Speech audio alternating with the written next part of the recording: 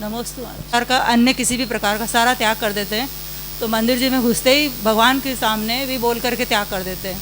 तो यदि हम घर में हैं, थोड़ी थोड़े टाइम के लिए हमें त्याग करना है, तो किस तरह से करें, ये हमारा प्रश्न। नमोस्तु महाराज। माँ, नियम लेने की, त्याग करने की उत्कृष्ट विधि तो आचार्यों ने यही समझाई है कि जो हमारा संकल्प है, हम सबसे पहले गुरु के पास पहुँचे, गुरु के सामने निवेदन करते हुए, कोई फल श्रीफल आदि चढ़ाते हुए, संकल्प को दोहराते हुए गुरु का आशीर्वाद प्राप्त करे, कायोत्सर्ग करे, तो वह नियम त्याग विशेष फलदायी होता है।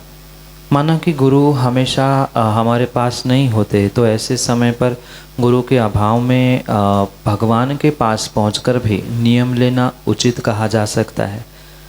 पर कई बार ऐसा भी होता है कि भाव बन रहे हैं, भगवान गुरु के पास जाना संभव नहीं है, उतने समय में तो बहुत कुछ हो सकता है या मन भी बदल सकता है। तो ऐसे सिचुएशन में आप जहाँ हो, जैसे हो, वहाँ अपने इष्ट को, गुरु को, प्रभु को स्मरण करते हुए संकल्प बुद्धिपूर्वक ले कायोत्सर्ग करें। और वह अगर नियम लंबे समय तक का है, मतलब साल 2 साल का है, तो वो भी आप नियम ले सकते हैं। पर जब भी आपको गुरु मिले तो गुरु के सामने पुनः एक बार उस नियम को दोहराते हुए उस नियम का विशेष फल प्रारंभ करने का प्रयास करे जाए। माना कि गुरु नहीं मिल रहे हैं तो प्रभु के सामने श्रीफल चढ़ाकर पुनः उस नियम को दोहराया जाए।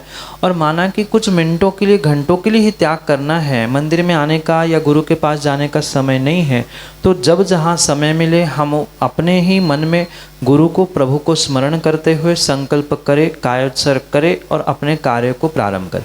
जैसे कई बार ऐसा होता है कि सुबह के भोजन के बाद शाम के भोजन तक भोजन का त्याग करना है, चारों प्रकार के आहार पानी का त्याग उतने ही 1-2 घंटे के लिए करना है, तो उतने के लिए मंदिर आना कई बार संभव नहीं हो पाता। तो घर में ही बैठे बैठे स्मरण करते हुए कायोत्सर्ग करें कि अब 2 घंटे के लिए मेरा ऐसा त्याग है, 10 मिनट के लिए त्याग है, रात्रि सोते समय त्याग करके सोना। अनेक प्रकार से जब जहाँ जैसे हम उन त्याग आदि संकल्पों को प्राप्त कर सकते हैं, उसे करने में कोई दोष, कोई पाप नहीं है। पर ये ध्यान रखें, कम से कम अपने गुरु, अपने प्रभु को वहाँ बैठे बैठे स्मरण करें और उनके स्मरण से ही उनके परोक्ष आज्ञा प्राप्त करते हुए या परोक्ष सानिध्य प्राप्त करते हुए वह हम कायोत्सर्ग करके संकल्प नियम को आगे ले सकते हैं। यही आपके लिए सम्यक समय।